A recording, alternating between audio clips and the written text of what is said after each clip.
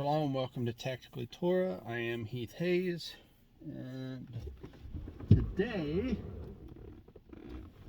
Bible. Yeah, we're getting into Revelation chapter 14, I believe. Could be wrong. We'll find out. Oh, goodness. I went way too far. Jude, Revelation. There it is. Oh, goodness. Great sign. We covered Revelation 12. Stood in the land of the sea. Beast coming out of the sea, having 7 heads. Ah, yes. Where were we? Yes, the pit of despair. No, just kidding. Revelation 14. All right. So, lately I've been reading this in my other RV, but I have a rental today. So because of that, Lauren is getting it ready, and yeah, I'm just gonna sit here and chill on the truck. It's not running. It feels pretty good outside, so part of me thought maybe I could have sat at our picnic table and read this, but I digress. Here I am in the truck because I got something to hold the phone. Partially me being lazy, not wanting to move my tripod. Anyways, Revelation 14. And I looked and saw a lamb standing on Mount Zion, and with him 144,000, having his Father's name written upon their foreheads.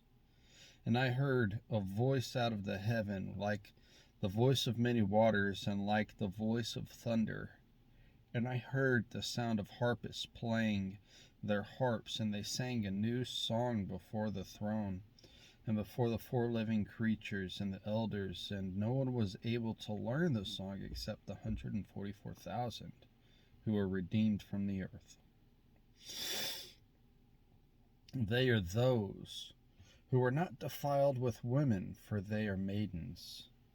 They are those following the Lamb wherever he leads them on. They were redeemed from among men, being first fruits to Elohim and to the Lamb. And in their mouth was found no falsehood, for they are blameless before the throne of Elohim.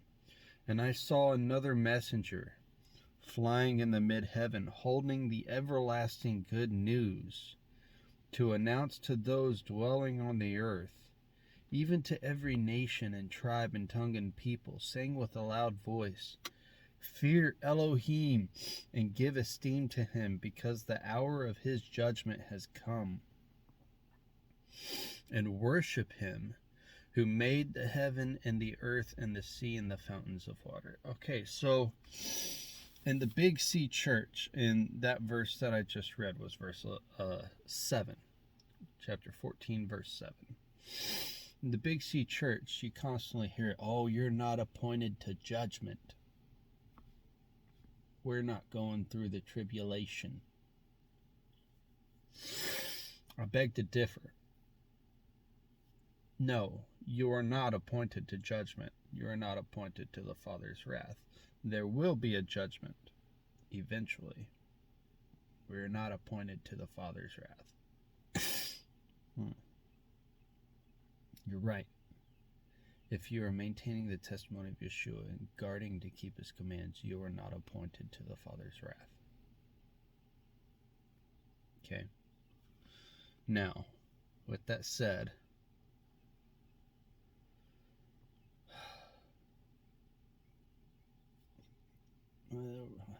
I would say most people who subscribe to that have no understanding of Torah and have likely never read the book of Revelation in context.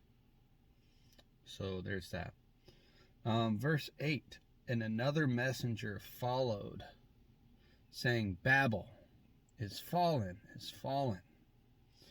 kind of like it says in, I think it's Isaiah 21. Yeshayahu. Yeah, is the parallel there. That great city, because she has made all the nations drink of the wine of the wrath of her whoring. And the third messenger followed them, saying with a loud voice, if anyone worships the beast and his image and receives his mark upon his forehead or upon his hand, he also shall drink of the wine of the wrath of Elohim, which is poured out undiluted into the cup of his wrath. And he shall be tortured with fire and sulfur before the set apart messengers and before the Lamb, and smoke. And the smoke of their torture goes up forever and ever. And they have no rest day or night, those worshiping the beast and his image. Also, if anyone receives the mark of his name. Here is the endurance of the set apart ones.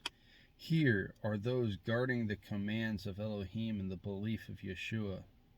And I heard a voice out of heaven saying to me, write, blessed are the dead who die in the Master from now on.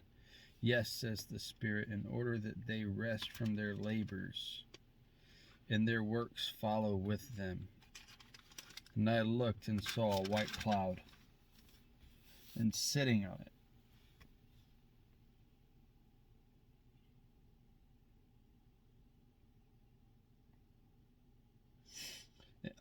and sitting on the cloud was one like the son of Adam, having on his head a golden crown, and in his hand a sharp sickle. And another messenger came out of the dwelling place, crying with a loud voice to the one sitting on the cloud, send your sickle and reap, because your hour has come for you to reap, because the harvest of the earth is ripe. And the one sitting on the cloud thrust in his sickle on the earth, and the earth was reaped. And another messenger came out of the dwelling place which is in the heaven, and he too had a sharp sickle. And another messenger came out from the slaughter place, having authority over fire, and he cried with a loud cry to him having a sharp sickle, saying, send your sharp sickle and gather the cluster of the vine of the earth, because her grapes are ripe. And the messenger thrust his sickle into the earth and gathered the vine of the earth and threw it into the great winepress of the wrath of Elohim. And the winepress was trodden outside the city, and blood came out of the winepress and up to the bridles of the horses for about 1,600 stadia.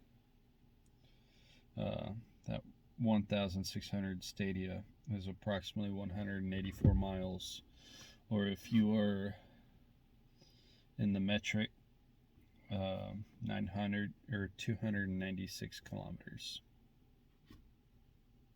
So a lot of good there. Yeah, we are going to end right there. Because chapter 15 is essentially the beginning of the bowls of wrath. Okay. And mind you, all of this is happening while Yeshua is still on the earth. He's executing judgment. Remember,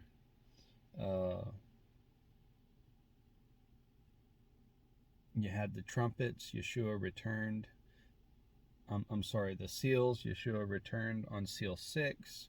Seal 7 is the giving of the trumpets. That's how we know this is chronological. When the seal 7 is opened, the trumpets are given to the angels, at which point they begin to blast. They sound their trumpets. And after the trumpets have been completed, we go through a period of time. The Father is marking those who belong to him. They are drawn into the wilderness, so on and so forth. And then there is a 144,000 that is marked and left for him. And then we actually get into the point of, okay, now, if anybody takes the mark of the beast, the mark on his right hand or on his forehead. It's not good for you. So yeah. Okay. So I'm going to leave you with that. Love you. Bless you. Shalom.